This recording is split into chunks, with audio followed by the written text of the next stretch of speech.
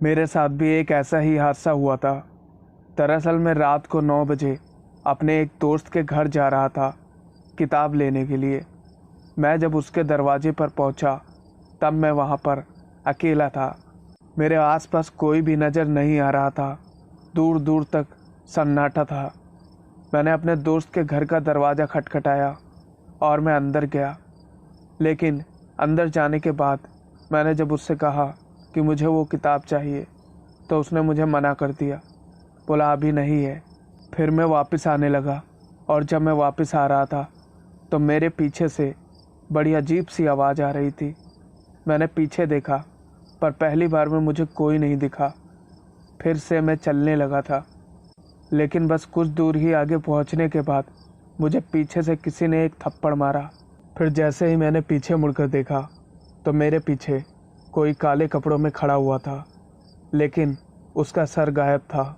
ये सब देख के मैं बहुत ही डर गया था, क्योंकि वो बिना सर के बिल्कुल अजीब सा लग रहा था, जिससे मुझे साफ साफ ये भी समझ आ गया था कि ये कोई प्रेत आत्मा है। मैं कुछ बोल पाता या वहाँ से भाग पाता उससे पहले ही मुझे एक बार फिर से उसने मारा और मैं देखते ही देखते उसकी आंखों के सामने नीचे गिर गया। नीचे एक मोटर लगी हुई थी। मेरा सर उसी में लग गया और मेरे सर से खून निकलने लगा। उसके बाद मुझे किसी ने घर पहुंचाया था, लेकिन मुझे ये आज तक पता नहीं चला कि वो कौन था जिसने मुझे सही सलामत घर पहुंचाया। मेरे सिर में अभी भी वो चोट का निशान है जो बिल्कुल साफ साफ दिखाई देता है। ये एक बिल्कुल सच्ची घटना है।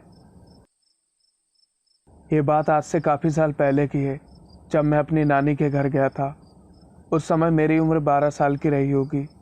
मुझे मेरी नानी के घर पर रहना बहुत ही अच्छा लगता था।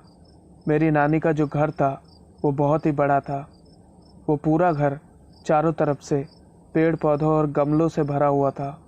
मैं उनका सबसे छोटा नाती था, इसीलिए शायद वो सबसे ज़्यादा मुझे प्यार करती थी।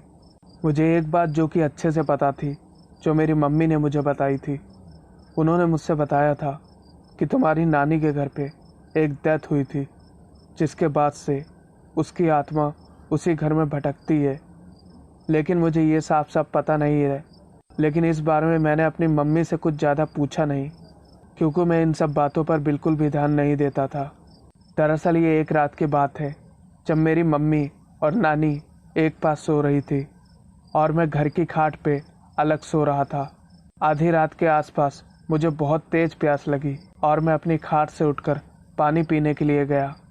जब मैं पानी पीकर लौट रहा था और फिर से खाट पर लेटने को था, तभी मैंने कमरे के बिल्कुल कोने में एक ब्लैक शैडो देखी।